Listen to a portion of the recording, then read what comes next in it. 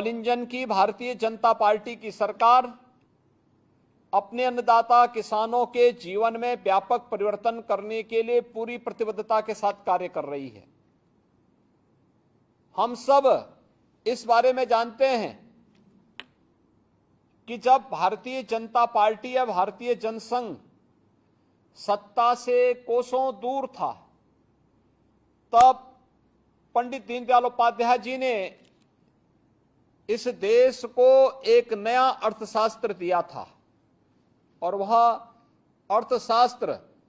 उन्होंने बहुत अच्छी सरल परिभाषा की थी। उन्होंने कहा था कि किसी भी देश की अर्थव्यवस्था का मानक का जो कसौटी होती है वह आर्थिक रूप से संपन्न लोगों से नहीं बल्कि सबसे निचले पायदान पर बैठे हुए व्यक्ति की आर्थिक स्थिति को देख करके हम उस देश की अर्थव्यवस्था का अंदाजा लगा सकते हैं। और उसी में उन्होंने अंत्योदय की एक नई परिकल्पना की थी,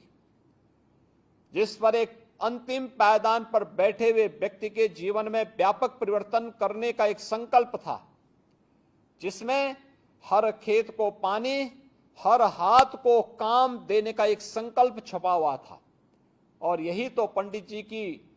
आज जो परिकल्पना थी उसी को साकार कर रही है। प्रधानमंत्री मोदी जी के जन्मदिन 17 सितंबर से लेकर के 25 सितंबर को पंडित दीनदयाल उपाध्याय जी की पावन जयंती और 2 अक्टूबर को राष्ट्रपिता महात्मा गांधी की पावन जयंती, ये 3 महत्वपूर्ण पड़ाव सामने हैं और इनको ध्यान में रख करके विभिन्न प्रकार के कार्यक्रम चल रहे हैं। 2 अक्टूबर के लिए एक कार्यक्रम हम लोगों ने तय किया है। एक नया पोर्टल हम लॉन्च करने जा रहे हैं और वह होगा मातृभूमि योजना।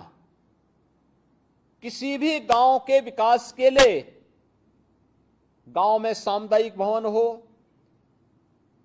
गांव में अन्य कोई बड़ा कार्यक्रम, अगर कोई व्यक्ति चाहता है कि उनके पूर्वज के नाम पर उनके गांव में कोई कार्यक्रम बनना है, वह देश और दुनिया के अंदर कहीं भी रहता होगा, 60% पैसा अगर वह देता है और वह चाहता है उनके पूर्वज के नाम पर ये बने तो 60% पैसा वह दें और 40% सरकार लगाएगी। तो मातृभूमि योजना के माध्यम से वह परियोजना उस उनके पूर्वज के नाम पर हम रखने का कार्य करेंगे। यह कार्यक्रम हम लोग 2 अक्टूबर के से प्रारंभ करने जा रहे हैं कि गांव में सामुदायिक भवन के निर्माण का हो, गांव में कोई चिकित्सालय भवन के निर्माण का हो, गांव में कोई स्कूल के अच्छे भवन के निर्माण का हो, गांव में कोई कॉमन सर्विस सेंटर के निर्माण का हो, गांव में कोई भी अन्य ऐसा कार्य होगा तो पैसे की कमी नहीं आने देंगे। लेकिन अगर वह चाहता है कि उनके किसी पूर्वज के नाम पर बने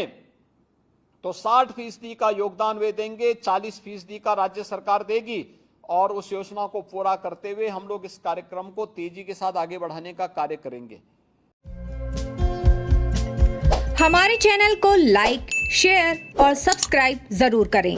और नई अपडेट्स के लिए बेल आइकन दबाना ना भूलें।